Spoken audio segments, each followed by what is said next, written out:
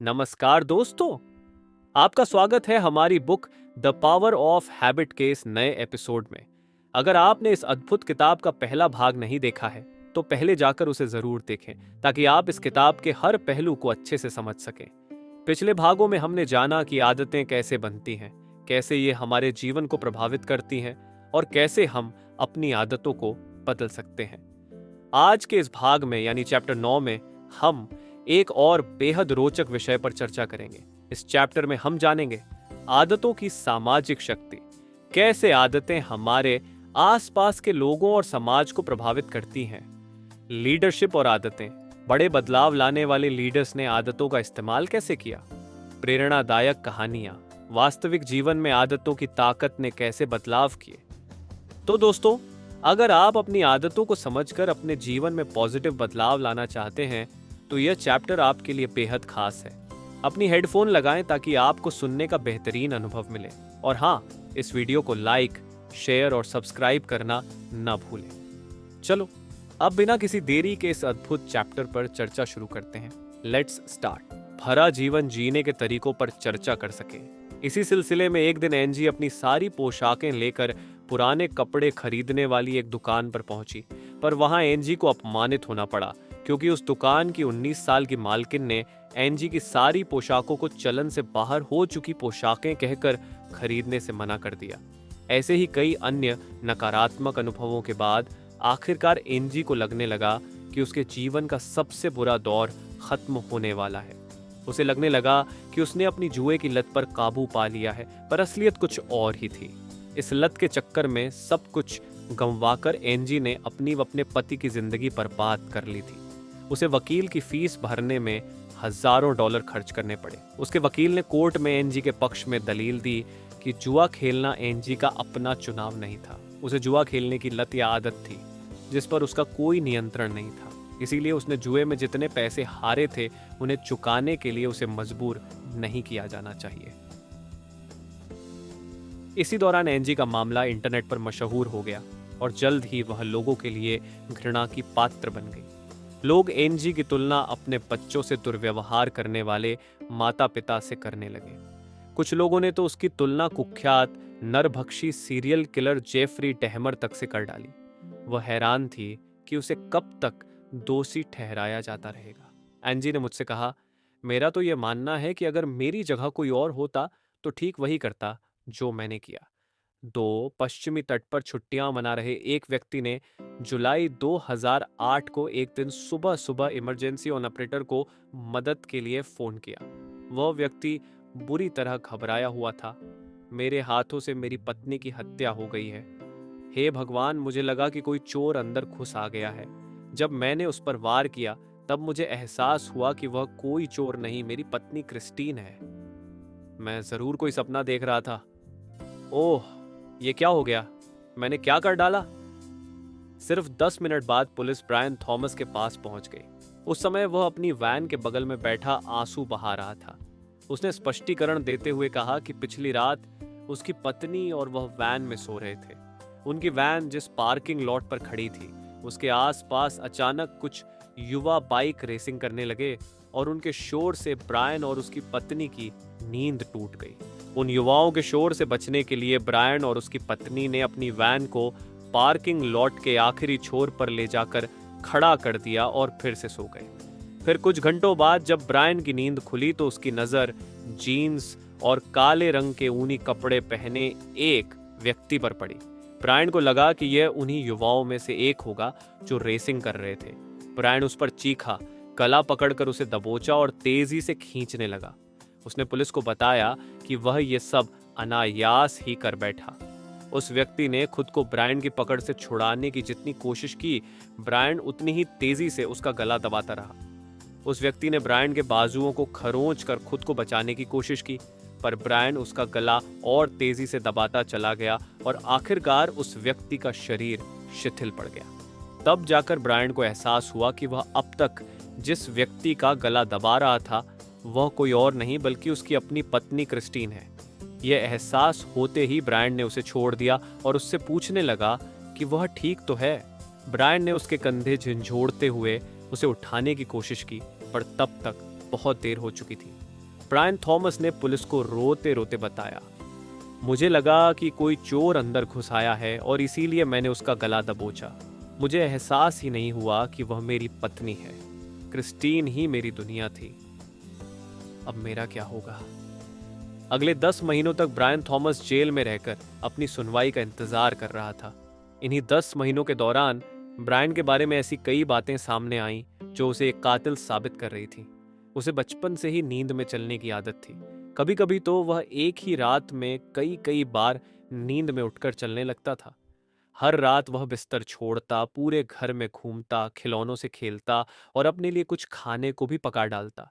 ये सब करते समय वह नींद में होता था और अगली सुबह वह सब कुछ भूल जाता। उसके परिवार के सदस्य उसकी इस आदत को लेकर मजाक उड़ाया करते थे। सप्ताह में कम से कम एक बार ब्रायन नींद में उठता और बरामदे से लेकर बगीचे तक टहल आता या परिवार के किसी सदस्य के कमरे का चक्कर काट आता। जब पड़ोसी आकर उसकी माँ से पूछते कि ब्रायन आधी रात को नंगे पैर पायजामा पहने बगीचे में क्यों घूम रहा था, तो उसकी माँ पड़ोसियों को बताती कि ब्रायन को नींद में चलने की आदत है। जैसे जैसे वह बड़ा हुआ, उसने गौर किया कि कभी कभी जब वह सुबह सोकर उठता है तो उसके पैरों पर कटने के निशान होते, जबकि उसे जरा भी याद नहीं होता था कि रात को नींद में उठकर वह कहाँ गया था। एक बार तो हद ही हो गई जब ब्रायन आधी रात को एक नहर तालाब में तैरकर वापस आ गया। यह सब उसने नींद में रहते हुए ही किया था। शादी के बाद उसकी पत्नी उसकी इस आदत को लेकर चिंतित रहने लगी थी। उसे डर था कि किसी दिन ब्रायन नींद में उठकर घर से बाहर निकलकर सड़क पर चला जाएगा और किसी गाड़ी के नीचे आ जाएगा। इसीलिए वह हर रात घर के मुख्य दरवाजे पर ताला लगाकर चाबी को अपने तकिए के नीचे रख लेती थी। ब्रायन ने पुलिस को बताया कि वह और उसकी पत्नी हर रात बिस्तर पर जाते, एक दूसरे को किस करके गले लगाते और कुछ देर बातें करने के बाद ब्रायन दूसरे कमरे में जाकर सो जाता। क्योंकि वह रात में कई बार बेचैनी में करवटें बदलता था, कभी कभी चीख पड़ता था और यदा कदा उठकर नींद में चलने लगता था, जिसके कारण उसकी पत्नी की नींद खराब होती थी। यूनिवर्सिटी ऑफ मिनेसोटा में तंत्रिका विज्ञान के प्रोफेसर और नींद में चलने की आदत के विशेषज्ञ मार्क मेहोवाल्ड बताते हैं, नींद में चलने की आदत से यह पता चलता है कि सोना और जागना पारस्परिक रूप से अलग अलग चीजें नहीं हैं। आपके मस्तिष्क का वह हिस्सा जो आपके व्यवहार पर नजर रखता है वह सो रहा होता है, पर वे हिस्से जाग रहे होते हैं जो जटिल शारीरिक गतिविधियां करने में सक्षम हैं। समस्या यह है कि आपके मस्तिष्क को आपके बुनियादी पैटर्न्स यानी आपकी सबसे बुनियादी आदतों के अलावा कहीं और से कोई मार्गदर्शन नहीं मिलता है। आप उन्हीं चीजों का अनुसरण कर रहे होते हैं जो आपके दिमाग में पहले से अंकित है, क्योंकि आपके अंदर स्वयं चुनाव करने की क्षमता नहीं होती है। कानून के अनुसार पुलिस को हत्या के लिए ब्रायन थॉमस पर मुकदमा चलाना चाहिए था, पर सारे सबूत यही संकेत दे रहे थे कि उस दुर्भाग्यपूर्ण रात के पहले अपनी पत्नी के साथ उसका वैवाहिक जीवन हंसी खुशी बीत रहा था। उनके बीच झगड़े होने या पत्नी को प्रताड़ित करने जैसी कोई घटना नहीं घटी थी। उनकी 2 किशोर बेटियां भी थीं। जल्द ही उनकी शादी की 14वीं सालगिरह आने वाली थी, जिसे मनाने के लिए उन्होंने हाल ही में भूमध्य सागर की यात्रा के लिए एक पानी का जहाज बुक किया था। सरकारी वकीलों ने नींद के विशेषज्ञ एडिनबर्ग स्लीप सेंटर के टो क्रिस इज्जिकोव्स्की से ब्रायन थॉमस की जांच करके इस बात का मूल्यांकन करने को कहा कि जब उसने अपनी पत्नी को मारा, क्या उस समय वह वास्तव में अचेत अवस्था था।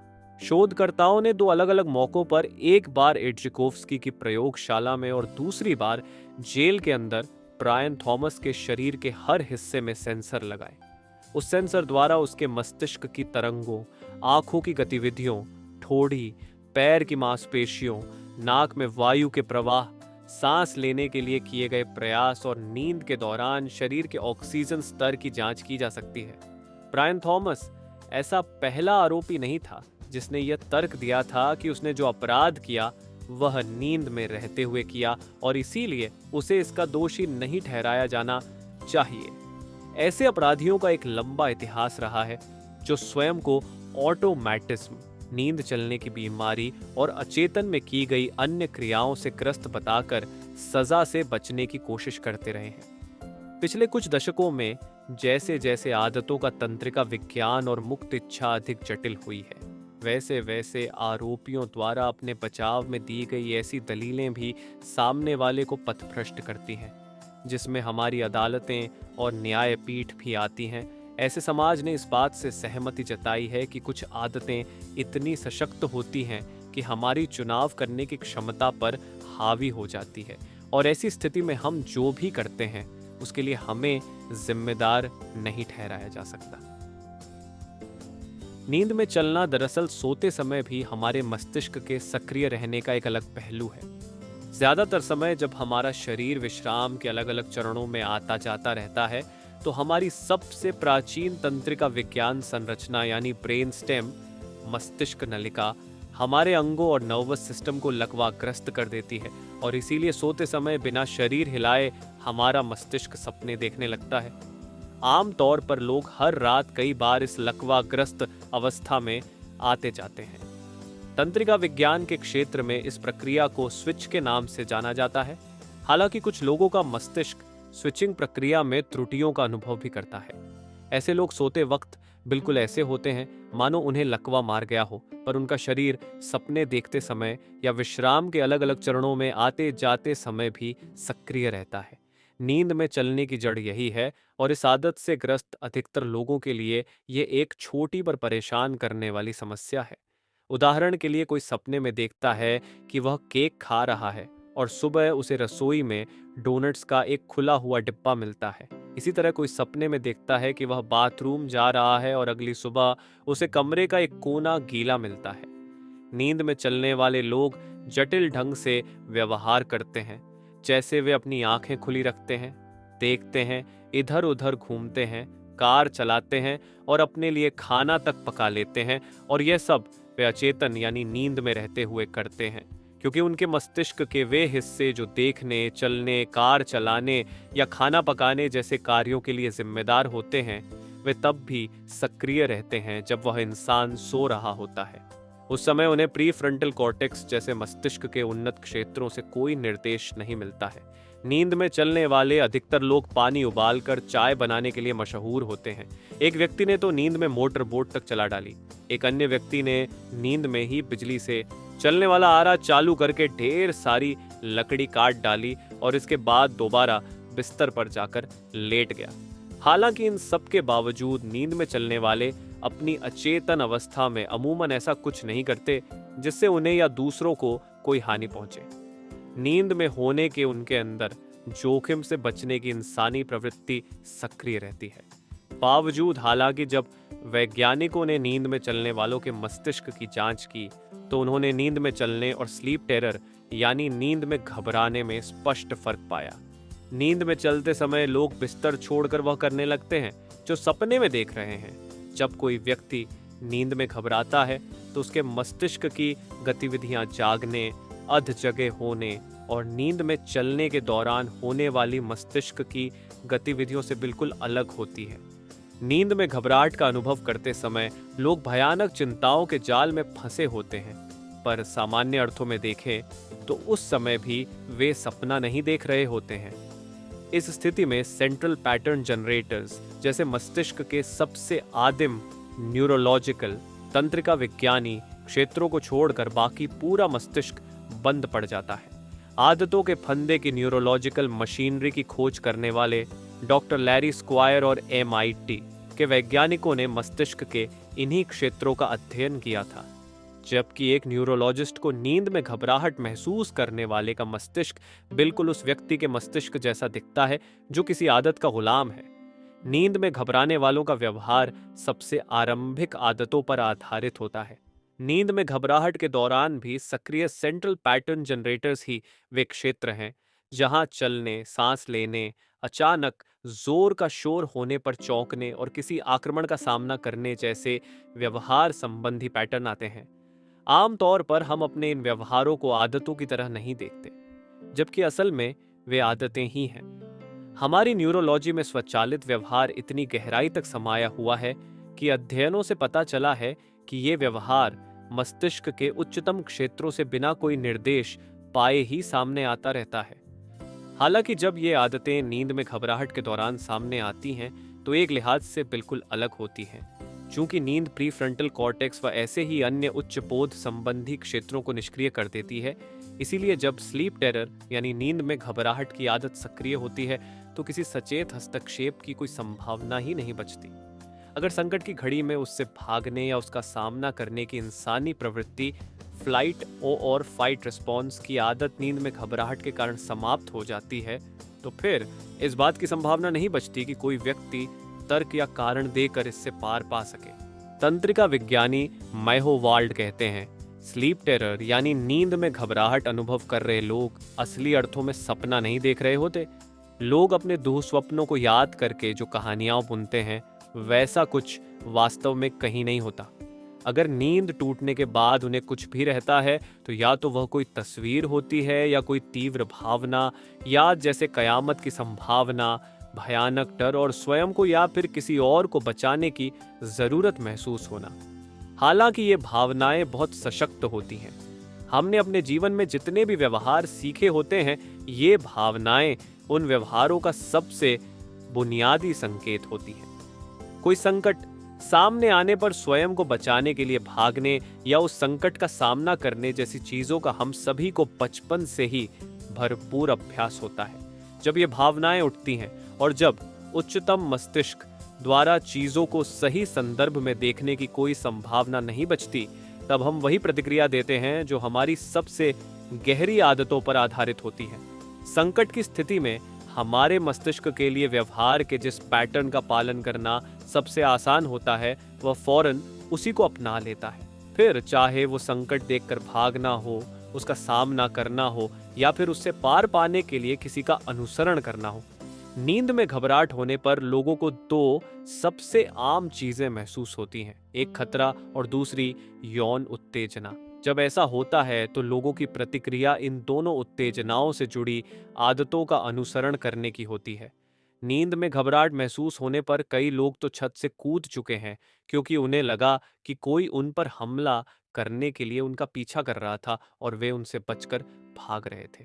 ऐसे भी मामले सामने आए हैं जहां नींद में घबराहट होने पर लोगों ने अपने बच्चों को जान से मार दिया क्योंकि उन्हें लगा कि वे उनके बच्चे नहीं बल्कि जंगली जानवर थे जिनसे उनका सामना हो रहा था। कुछ मामलों में तो नींद में घबराहट होने पर लोगों ने अपने जीवन साथी का बलात्कार तक कर डाला, भले ही पीड़ित व्यक्ति उनसे दया की भीख मांग रहा हो, क्योंकि एक बार जैसे ही उन्हें नींद में घबराहट के दौरान पैदा होने वाली उत्तेजना महसूस हुई तो वे अपने आग्रह को संतुष्ट करने के लिए अपने अंदर जड़े जमाए बैठी आदतों के अनुसार क्रिया करने लगे।